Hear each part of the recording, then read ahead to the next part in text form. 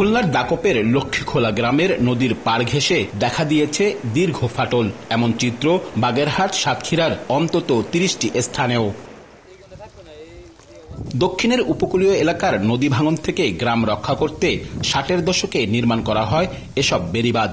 তবে ঘূর্ণিঝড় ও জলোচ্ছ্বাসে যুগের পর যুগ বেড়িবাঁধ ক্ষতিগ্রস্ত হয়েছে বারবার। বিভিন্ন সংস্থার তথ্য মতে ৩ জেলায় অন্তত ৫২ কিলোমিটার বাঁধ অধিক ঝুঁকিপূর্ণ। এছাড়াও ঝুঁকিপূর্ণ আরও শত কিলোমিটার।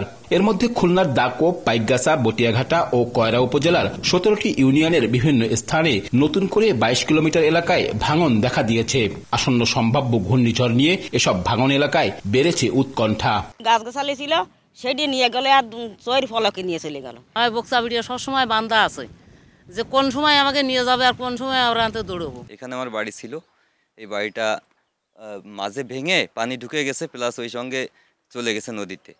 নগদে ৫০০ টাকা বা তার বেশি পেমেন্টে পেতে পারেন ঢাকায় জমিসহ ২০ কোটি টাকার পুরস্কার। ২টা দোকান ঘর, একটা বসতি ঘর, একটা রান্নাঘর, একটা গোয়াল ঘর, এই 5টা ঘর সব নদীতে বিলীন হয়ে গেছে। ঘরটার সব ভেঙে চলে গেছে, রাখার জন্য এর বাড়ি ওর বাড়ি আমার মাল জিনিস রাখতে আছে। ভাঙন রোধে আমরা টেকসই অনুরোধ চাই। এছাড়া বাগেরহাটের সদর, মোরেলগঞ্জ ও শরণখোলায় অন্তত ১৫ কিলোমিটার এবং সাতক্ষীরার আশাশুনি ও শ্যামনগরে ১৩ কিলোমিটার বেড়িবাঁধ অধিক ঝুঁকিপূর্ণ অবস্থায় রয়েছে। তাই নদী পাড়ে আতঙ্কে গ্রামবাসী। ঘাট ভেঙে যাচ্ছে, লোকজন নামতে পারে না, উঠতে পারে না, মহিলারা পড়ে যায়। এই মসজিদটা ভেঙে গেছে, আমরা ওই সাইডে অন্য একটা মসজিদ লোকজন নিয়ে যাওয়া করা হয়েছে।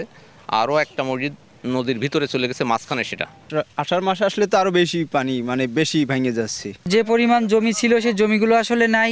দুর্যোগ মৌসুমে বেড়িবাঁধ মেরামতে পানি উন্নয়ন বোর্ডের তোড়জোড় বাড়লেও নামমাত্র সংস্কারে কোনো কাজ হচ্ছে না বলে অভিযোগ জনপ্রতিনিধিদের।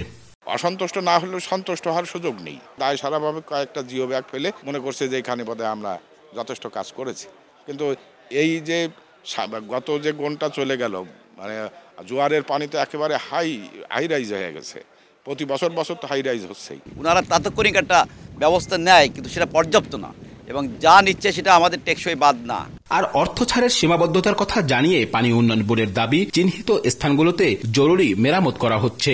আমার তো বাজেট নাই, যেখানে যেভাবে কাজ করলে এটা এই বর্ষায় যাতে সমস্যা না হয় সেরকম নির্দেশনা আমার দিয়ে দেওয়া হয়েছে এবং সেইভাবে প্রসেস হচ্ছে।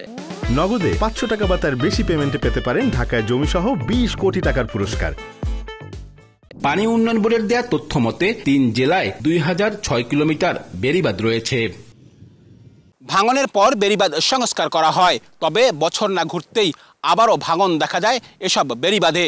তাই স্বল্প পরিসরে নয়, স্থায়ী টেকসই বেড়িবাঁধ নির্মাণের দাবি পুরো উপকূলীয় এলাকার মানুষের।